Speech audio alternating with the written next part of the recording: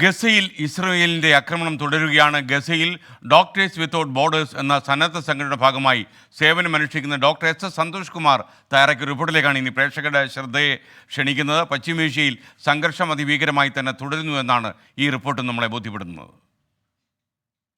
ഞാൻ ഡോക്ടർ സന്തോഷാണ്. ഞാനിപ്പോൾ നിൽക്കുന്നത് ഡേവ് അൽബല നഗരത്തിലാണ്. കഴിഞ്ഞ രണ്ടാഴ്ചയായിട്ടുള്ള ബോംബിംഗ് നടന്നുകൊണ്ടിരിക്കുകയാണ്. കഴിഞ്ഞ 2 ദിവസമായിട്ടാണ് എന്തെങ്കിലും ഒരു സമരമുള്ളത്. ഇവിടെയുള്ള അൽ അക്സ എന്ന ഹോസ്പിറ്റലിലാണ് നമ്മുടെ ടീം ഇവിടെ ജോലി ചെയ്യുന്നത്. ആ ഹോസ്പിറ്റൽ നിറച്ചും രോഗികളാണ്. പ്രത്യേകിച്ച് കൈയും കാലും ഒടിഞ്ഞവരും തലയ്ക്ക് പരിക്കേറ്റവരും ബോംബിങ്ങിൽ പരിക്കേറ്റവരും കൊണ്ട് നിറഞ്ഞിരിക്കുകയാണ്. ഓർത്തോപെഡിക്സ് ന്യൂറോ സർജിക്കൽ കേസുകളാണ് ഏറ്റവും കൂടുതലുള്ളത്. ഇവിടുത്തെ സ്ഥിതി വളരെ വളരെ മോശമായിരിക്കും. കാണാൻ പറ്റുന്നതാണ് ഇവിടെ ഈ സ്ട്രീറ്റിൽ മുഴുവൻ അഭയാർത്ഥികൾ കൊണ്ട് നിറഞ്ഞിരിക്കുകയാണ്. ഈ അഭയാർത്ഥികൾക്ക് ഇവർ പല സ്ഥലത്തു നിന്നും പല പ്രാവശ്യമായിട്ട് ഇവിടെ വന്നിട്ടുള്ള ആൾക്കാരാണ്. ഇവർക്ക് വീടുകൾ സത്യത്തിലില്ല. എല്ലാവരും പല താൽക്കാലികമായ ടെൻറ്റുകളിലൊക്കെയാണ് താമസിക്കുന്നത്. നമ്മൾ നടത്തുന്ന ഒരു ക്ലിനിക് പുതക്കോപ്പ് എന്ന ഓർഗനൈസേഷൻ നടത്തുന്ന ക്ലിനിക്കാണ്. ഇവിടെ സ്ത്രീകളും കുട്ടികൾക്കും വേണ്ടിയിട്ടുള്ള ക്ലിനിക്കുകൾ 3 ദിവസമായി നടക്കുന്നു. 3 ദിവസം, ആഴ്ചയിൽ 3 ദിവസം നടക്കുന്നുണ്ട്.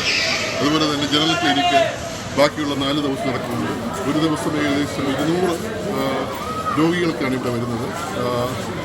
ഇപ്പോൾ സത്യത്തിൽ ഈ നഗരത്തിൽ ഇപ്പോൾ പ്രസവിക്കാനായിട്ട് വേറൊരു സ്ഥലം ഇല്ല എന്ന് തന്നെ പറയാം. ഈ അൽ അക്സ എന്ന് പറയുന്ന വലിയ ഹോസ്പിറ്റലിൽ പോലും പ്രസവത്തിനുള്ള സംവിധാനങ്ങൾ നിർത്തിവെച്ചിരിക്കുകയാണ്. വേറെ സ്ഥലങ്ങളിലേക്കാണ് ഇപ്പോൾ റെഫർ ചെയ്യുന്ന വഴികളൊക്കെ തന്നെ വളരെ മോശമായിട്ട് വരികയാണ്. ഇപ്പോൾ ഈ അൽബലയെ സംബന്ധിച്ചിടത്തോളം പരിശോധിച്ച് നോക്കുകയാണെങ്കിൽ ഒരു വളരെ ഗുരുതരമായ സാഹചര്യമാണ് ഇപ്പോൾ നിലനിൽക്കുന്നത്. ഗസയിൽ നിന്നാണ് ഡോക്ടർ സന്തോഷ് കുമാർ ഇത് തയ്യാറാക്കി അവതരിപ്പിച്ചിരിക്കുന്നത്. അദ്ദേഹം ഗസയിലേക്ക് പോകാൻ അനുവാദം കിട്ടില്ല, നിങ്ങൾക്കറിയാമല്ലോ. അദ്ദേഹത്തിൻ്റെ ജോലിയുടെ ഭാഗമായിട്ടാണ് അദ്ദേഹം ഗസയിൽ നടക്കുന്നത്. നമുക്ക് വേണ്ടി അദ്ദേഹം തയ്യാറാക്കിയ റിപ്പോർട്ടാണ് പ്രേക്ഷകർ കണ്ടത്.